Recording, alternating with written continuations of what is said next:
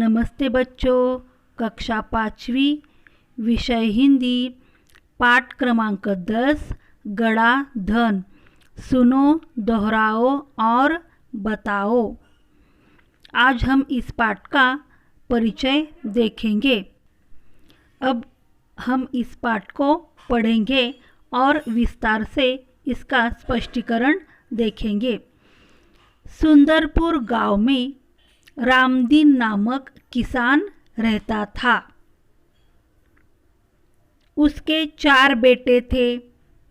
रामदीन स्वयं तो बहुत परिश्रमी था, पर उसके चारों बेटे बड़े आलसी थे। परिश्रमी का मतलब है मेहनती और स्वयं का मतलब है खुद। रामदीन स्वयं बहुत परिश्रमी था, यानी वह खुद बहुत मेहनती था, लेकिन उसके बेटे आलसी थे। हर समय इधर उधर बैठकर गप्पे मारा करते थे।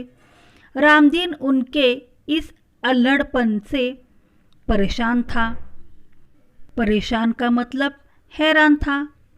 और उसके बेटे गप्पे मारते थे। गप्पे मारना यानी इधर उधर की निरर्थक बातें किया करते थे।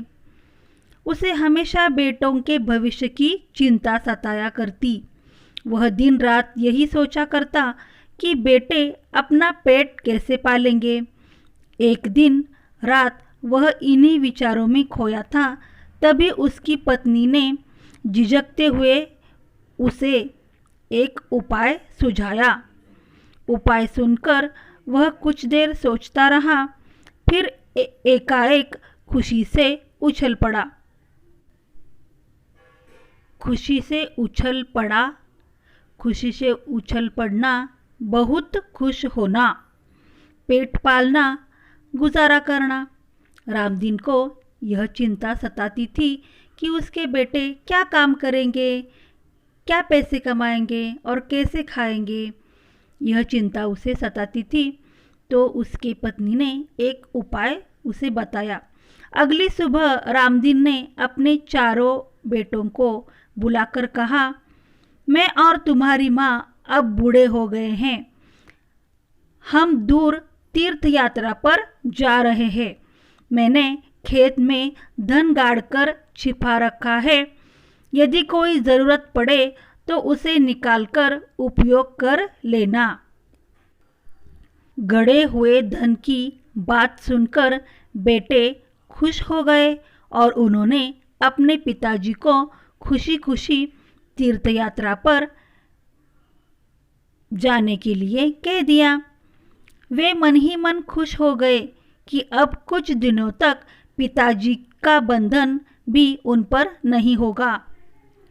रामदीन को अपनी पत्नी का उपाय बहुत अच्छा लगा।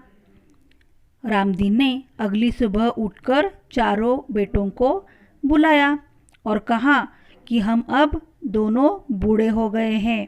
हम अब तीर्थ यात्रा पर जाना चाहते हैं। हमने खेत में धन मिट्टी में गाड़कर छिपा रखा है।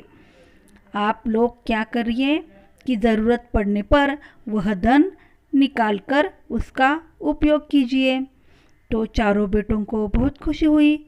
अच्छा है, धन है तो अच्छा है और पिताजी भी जा रहे हैं तो उनका बंधन भी हमारे ऊपर नहीं रहेगा। ऐसा विचार चारों बेटों ने किया। रामदीन के जाने के बाद कुछ दिनों तक तो सब कुछ अच्छा चलता रहा, लेकिन पर उसके बाद पास का धन और धान्य समाप्त होने लगा। अब चारों भाइयों को चिंता हुई। उन्हें अपने पिताजी की कही बात याद आ गई कि ज़रूरत पड़ने पर खेत में गड़ा धन निकाल लेना। उन्होंने रात के समय खेत की खुदाई का काम आरंभ किया। वे 2-3 रातें खेत को खोदने लगे, पर कहीं भी उन्हें गड़ा हुआ धन नहीं मिला। रात भर के परिश्रम से वे बहुत थक गए। जब सुबह बहुत परेशान और हताश होकर वे चारों अपने घर लौट रहे थे। निराश और हताश होना, दुखी होना, क्योंकि उन्होंने इतना सारा खेत खोदा लेकिन उन्हें कुछ नहीं मिला। तभी रामदीन के परम मित्र हरिनाथ ने पूछा, तुम सब थके हुए क्यों हो? कारण जानने के बाद हरिनाथ ने उन चारों को सलाह देते हुए कहा, तुम लोगों ने खेत तो खोद ही लिया है, अब उसमें बीज बो दो। चारों भाइयों के उदास चेहरों पर खुशी की लहर दौड़ गई। उन्होंने हरिनाथ के कहे अनुसार ही किया। बीज बोना, जमीन के अंदर बीज उगाने के लिए बोना। खुशी की लहर दौड़ गई। खुशी की लहर दौड़ना, बहुत खुश होना। वह चार बेटे बहुत खुश हो गए और उन्होंने हरिनाथ की कही बात सुनी और उनके अनुसार ही किया। खेत में नन्हे नन्हे अंकुर निकल आए। उन चारों के मन में उत्साह जाग गया। वे निराई गुड़ाई करने लगे। फसल बहुत अच्छी हुई। हरिनाथ काका को धन्यवाद देकर वे फसल को बाजार में बेचने के लिए ले जाने की तैयारी में जुट गए।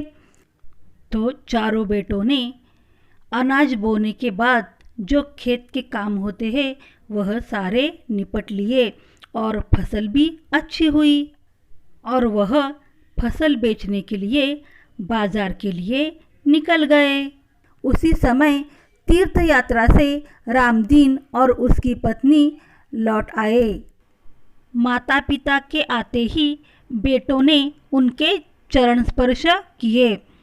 चरण स्पर्श करना, आदर से पैर छूना। रामदीन और उनकी पत्नी तीर्थ यात्रा से लौट कर आए तो सभी बेटों ने उनके पैर छुए। गाड़ी में लदे अनाज के बोरे देखकर रामदीन ने कहा, अब तुम्हें खेत में गड़े धन का राज समझ में आया होगा। चारों ने सिर हिलाकर स्वीकार किया और कहा, हाँ पिताजी, अब हम यह भी समझ गए हैं कि जीवन में परिश्रम के बिना कुछ भी संभव नहीं है। परिश्रम से ही धन कमाया जा सकता है। देखो, रामदीन के चार बेटे आलसी थे, लेकिन उन्हें परिश्रम का महत्व अब समझ में आ गया।